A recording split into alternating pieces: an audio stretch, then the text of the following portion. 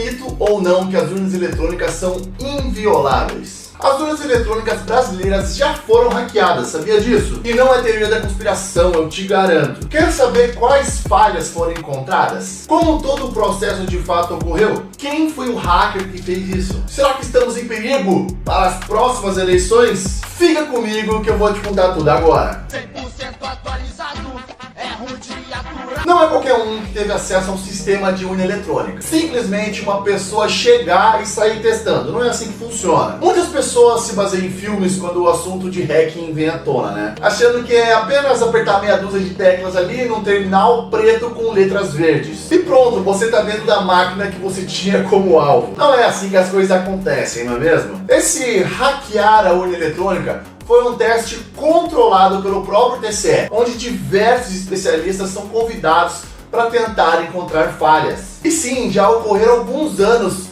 que o grupo de especialistas encontraram vulnerabilidades. Mas antes de te contar exatamente como essas vulnerabilidades da urna foram encontradas, deixa eu me apresentar aqui para vocês. Salve, salve, hackerzada, meu nome é Padilha. Bem-vindo ao canal. Trabalho há alguns anos com segurança da informação ofensiva. O Hacker do Bem é uma sátira. Aqui falamos de hacking, de tecnologia e de atualidades. E de vez em quando quebramos a moral aí de vendedor de curso e mentiroso de internet. Caso curte esse tipo de conteúdo e quiser me ajudar, já mete o dedão aí para se inscrever, deixa o likezão, deixa um comentário aí e ativa o sininho para não perder os próximos vídeos, beleza? Bora lá! Os testes públicos de segurança de urna eletrônica, conhecidos como TPS, foram criados pelo TSE em 2009. Desde então, o objetivo é permitir que os especialistas de segurança focados em diversas áreas consigam testar as urnas eletrônicas como qualquer outro sistema. No português de verdade, tentar hackear a urna e reportar a falha. Testam a robustez dos sistemas eleitorais, ajudando a identificar e corrigir eventuais falhas. Antes da gente continuar, é importante deixar algo muito claro. Testar a segurança de um sistema não é crime. Muito pelo contrário, tá? É uma prática comum e essencial em qualquer empresa séria. Pelo menos que se diz séria. Hoje existem profissionais especializados em pentest, que é a sigla para teste de intrusão. Esses profissionais simulam ataques reais com autorização da empresa, para identificar falhas antes que criminosos descubram primeiro. Além disso, empresas mais maduras em segurança contam com equipes chamadas de Red Team. Red Team é um grupo interno ou contratado que simula ataques reais. O objetivo é testar se a empresa está preparada não só tecnicamente, mas também em processos, respostas, incidentes e cultura de segurança. O que o TSE faz com os testes públicos de segurança é exatamente isso.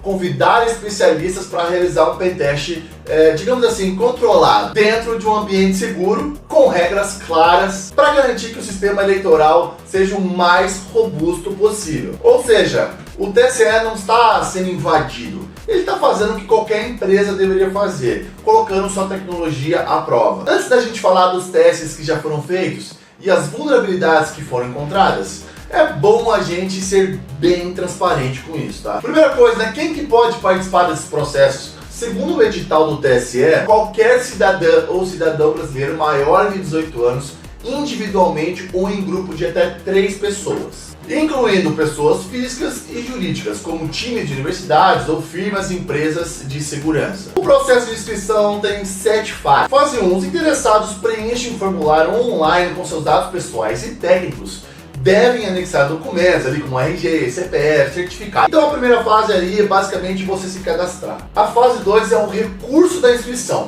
Se a inscrição for recusada, o candidato pode entrar com recurso. Serve também para corrigir erros ou completar documentos que faltaram. Muita gente já é descartada nessa fase 2, tá? A fase 3 é o agendamento para inspeção de código-fonte, ou seja, quem foi aprovado agenda uma visita ao TSE para analisar o código-fonte da urna. Essa etapa ajuda a montar o plano de ataque técnico. Então na fase 4 você faz o envio dos planos de teste. Cada equipe envia o seu plano dizendo o que você vai tentar fazer, o que você vai tentar atacar, como pretende fazer e qual é o objetivo técnico daquele ataque. Então temos a fase 5, que é o recurso do plano de teste. Se o plano foi recusado, dá para você recorrer. sendo a última chance de garantir uma vaga para participar do teste da urna e do seu código, né? Aqui rola mais um corte de pessoas e grupos que não conseguiram apresentar bem o seu plano de ataque, tá? Aí sim, chegamos na fase 6, execução de teste. Somente os aprovados chegam nessa fase. As equipes vão até Brasília e tentam aplicar seus ataques no ambiente de teste baseado nos planos que apresentaram. São 5 dias de testes, tudo monitorado pelo TSE. Também alguns especialistas reclamam que talvez o jeito que os testes acontecem não são exatamente idênticos ao dia que a urna eletrônica está lá disponível para as pessoas votarem num dia de eleição. Então temos a fase 7, que seria o teste de confirmação, o famoso reteste. Se alguma falha for encontrada e o TSE corrigir, os participantes voltam para testar novamente. Isso serve para validar se a correção foi eficaz pela equipe técnica do TSE. O TSE, além de soltar as notícias em seu site oficial, também fez o favor de postar um vídeo no seu próprio canal do YouTube mostrando as regras dos testes. Sabe quantas visualizações deu o vídeo? Deu menos que 300 visualizações. Então quando aquele cara alienado que acredita em tudo que o político de estimação dele diz, que as urnas são isso, as urnas são aquilo, manda ele tomar no não tarde demais. Informe que os testes ocorrem cerca de um ano antes das eleições, dando tempo de todo o processo de teste, análise, correção, reteste ocorrerem sem maiores problemas. Em 2012, durante o segundo teste público de segurança das urnas, uma equipe formada por cientistas na área de segurança participou representando a UNB, Universidade de Brasília, a UNB. O grupo era liderado pelo professor e criptógrafo Diego Aranha, nome de peso, hein, velho? Especialista em segurança da informação com doutorado na Unicamp e experiência internacional na Dinamarca e nos Estados Unidos. Mas ele não estava sozinho, tá? A equipe era composta por grandes nomes da academia e da área de segurança da informação. Pedro Barbosa, pesquisador em engenharia de software e sistemas distribuídos. Caio Luders, especialista em segurança computacional. Kleber Melo, matemático e pesquisador em criptografia. Marcelo Branquinho, consultor em segurança da informação. Paulo Matias, desenvolvedor especialista em hardware e engenharia reversa. Juntos eles formaram um dos grupos mais técnicos e bem preparados que já participaram do TPS. Com todo o respeito aos nossos colegas de profissão que participaram dos outros anos, são todos sinistros e monstros. Mas confesso que essa equipe em específico eu particularmente sou muito fã. O que aconteceu nesse teste, afinal de contas? Durante os 5 dias do TPS, a equipe focou nos seus testes no sistema de apuração e geração de boletins de urna. A equipe analisou o registro digital de voto, o RDV, um arquivo gerado pelas urnas após o encerramento da votação. Esse arquivo contém todos os votos desordenados, ou seja, sem identificar a ordem que foram inseridos. Então o RDV, que são os registros de votos digitais, deveria de fato garantir o sigilo da ordem dos votos, não é mesmo? A equipe analisou o algoritmo do embaralhamento e percebeu que a aleatoriedade era falha. Em termos técnicos, o algoritmo não embaralhava os votos de maneira verdadeiramente aleatória. Ele usava um processo determinístico que podia ser revertido por análise estatística e engenharia reversa. Não entendeu? Eu vou tentar fazer uma analogia para você. Imagina que você pega um baralho de cartas e diz que vai embaralhar totalmente. Mas ao invés de embaralhar de verdade, você sempre corta o baralho em 3 partes e coloca uma sobre a outra de forma igual, na mesma ordem. Toda vez que você fizer isso, as cartas vão cair na mesma posição final. Ou seja, parece aleatório, mas é determinístico. Se alguém descobrir a lógica por trás do seu embaralhamento, ele consegue prever exatamente onde cada carta vai parar. Foi isso que aconteceu com os votos, entendeu? A equipe descobriu a lógica do embaralhamento da urna e conseguiu reconstruir a ordem original dos votos. Ocorreu um conflito entre Diego Aranha e o chefe do TI do TSE da época. Houve sim confrontos públicos e tensos entre Diego Aranha e Giuseppe Giannino, então secretário de Tecnologia de Informação do TSE. Eu lembro até deles quebrando pau, cara, num programa da Globo News lá, cara. Chamaram os dois pra debater e um metia o pau no outro, cara. Foi engraçado. Atualmente, Giuseppe Dutra Giannino atua como consultor internacional em eleições digitais e biometria. Ele foi por 15 anos secretário de Tecnologia da Informação do TSE, tendo participado de forma crucial no desenvolvimento da urna eletrônica e da implantação da identificação biométrica no sistema eleitoral. Após os testes de 2012, Diego publicou artigos e palestras criticando o sistema e a forma como o TSE não tratava com seriedade as vulnerabilidades. Em resposta, Giuseppe Giannino defendeu o sistema de forma contundente, dizendo que nada havia sido comprometido e que as críticas do Diego eram fora de contexto. Isso levou a uma troca de farpas públicas em artigos, congressos, em entrevistas, inclusive com tentativas veladas de deslegitimar o Diego como pesquisador. E é claro que a área técnica não compra aí qualquer papinho, né? Diego Aranha é um monstro. Bom, galera, eu vou dar minha opinião sobre o que eu achei que aconteceu aqui, tá? O que me parece é que o TSE estava começando a abrir suas tecnologias para teste e acabou não aceitando muito bem as falhas que foram encontradas. Mas isso não tem nada a ver com política, cara. Eu já fiz pentest, que é um serviço de teste de intrusão, em empresas que estavam fazendo pela primeira vez e em empresas que fazem, tipo, todo ano. Então, tipo, era a 10ª vez que a empresa estava fazendo, por exemplo. A diferença de comportamento ao receber falhas é gritante. No primeiro caso, todo desenvolvedor e dono de empresa, quando as falhas são relatadas, eles sentem o seu ego ferido, não tem maturidade o suficiente para ver que aquilo, na verdade, é bom. Porque antes um profissional encontrando a falha do que um criminoso que vai extorquir ou ferrar com a tua empresa, né, meu irmão? Quando você pega empresas do segundo caso, mais acostumadas, os caras querem que você ache o máximo de falhas possíveis e ainda agradece. No caso do TSE, me pareceu muito a falta de maturidade e do contato com profissionais especialistas na área de segurança ofensiva. Diego Aranha ouviu do TSE algo que é muito comum em resultados de testes de invasões. Ah, essa falha não é tudo isso, essa falha precisa de uma condição muito específica para ocorrer, é impossível acontecer. Geralmente, quando temos empresas não maduras recebendo relatórios de falhas, as respostas geralmente são essas. Quem aí trabalha na área sabe do que eu estou falando. E no final das contas, a falha foi corrigida ou não? Após o TPS de 2012, o TSE reconheceu que a equipe conseguiu reverter parcialmente a ordem dos votos, mas declarou que isso não violava diretamente o sigilo de nenhum eleitor específico e que seriam necessárias condições especiais para que isso acontecesse fora do ambiente de teste. O TSE tentou desqualificar o impacto, dizendo que a falha era mais teórica. Assim, pelo que eu entendi o que o TSE disse aí, porque assim, os testes, galera, a sua equipe fica lá na urna eletrônica ou algo que simule a urna eletrônica, né, o código dela, e você pode conectar, você pode plugar teu computador, você pode plugar USB, você pode plugar vírus, você pode fazer um monte de coisa. Coisa que na eleição você não faria. Então é mais ou menos isso que o TSE quer dizer. Mas assim,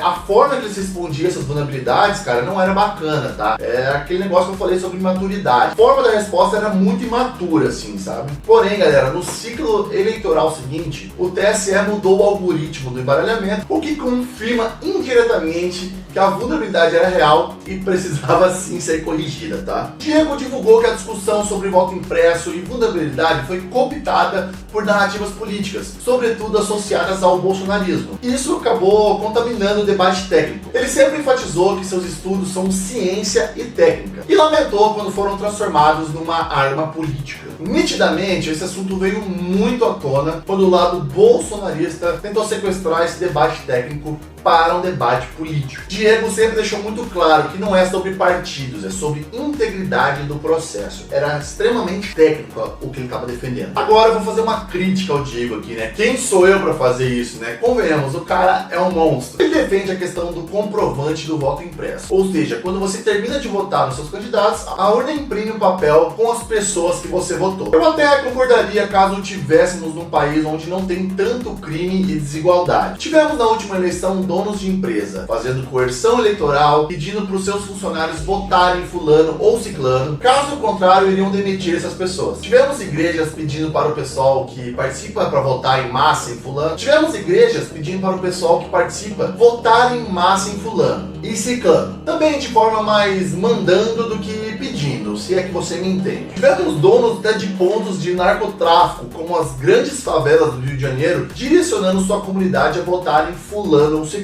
Então não adianta a gente denunciar uma vulnerabilidade em código quebrando o sigilo dos votos e ser a favor de algo que deixa as pessoas em perigo de ter esse sigilo quebrado através do seu comprovante. Ou vocês acham que o traficante, dono da igreja e dono da empresa não iriam pedir esses papéis impressos? Imagine uma comunidade do Rio de Janeiro, a Rocinha, que tem mais de 70 mil pessoas, dominado pelo narcotráfico. Seriam 70 mil votos para a pessoa que o narcotráfico quisesse. Pensem comigo. Então assim, temos que dar soluções de acordo com a realidade do lugar que vivemos. Diego ressalta que, embora não exista evidência de fraude nas urnas, o processo de transmissão seja auditável. O comprovante impresso ajudaria a neutralizar acusações vazias vazias e legitimar o sistema em situações de desconfiança popular. O que ele mais criticava em ser usado por pautas políticas bolsonaristas é que apresentavam o comprovante como uma cura para fraude ou uma prova de manipulação, mesmo sem evidência, sendo que o pedido do comprovante do Diego é justamente o contrário do que os bolsonaristas falavam e alegavam. Ele estimula o uso para legitimar que de fato a urna não tem fraude. São ideias totalmente opostas. O Diego diz que não existem provas que acusam fraudes nas urnas. Os bolsonaristas faziam barulho a favor do comprovante, já acusando que as urnas estavam totalmente fraudáveis. É mais ou menos isso que o Diego nunca concordou, pois o trabalho é técnico e não político. Para acusar uma fraude, você precisa ter provas. E um hacker com especialidade em criptografia nos diz, no final das contas, que não existem provas que ocorram fraude, mas que dá para melhorar o sistema para deixá-lo ainda mais legítimo. Atualmente, Diego Aranha é professor no Departamento de Ciência da Computação da Aarhus University, na Dinamarca, acho que é assim que pronuncia. Atua em diversos projetos referentes à privacidade, segurança e criptografia. A verdade é uma só: as urnas eletrônicas não são invioláveis. Isso não é uma opinião, é o resultado de testes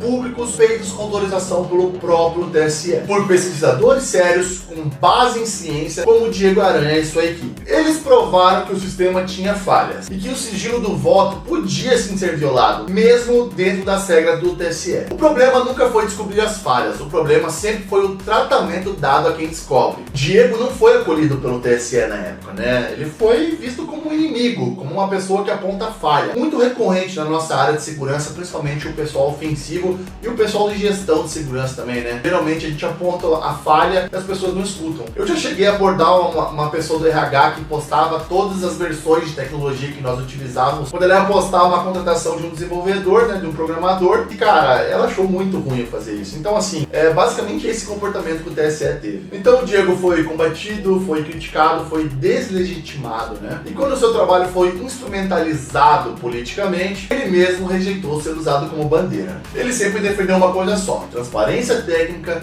segurança verificável e sistemas auditáveis. Nesse caso aqui não é sobre direita ou esquerda, é sobre democracia. E democracia, nesse caso específico, não se protege berrando mentiras por aí. Se protege com crítica, ciência e fiscalização. Se você chegou até aqui e curtiu o vídeo, se inscreve, deixa o dedão no like, hein? Compartilha com geral e deixa seu feedback aqui nos comentários. E claro, ativa o sininho para não perder vídeos como esse. Muito obrigado, tá? Um grande abraço para vocês. Eu vou ficando por aqui. Falou!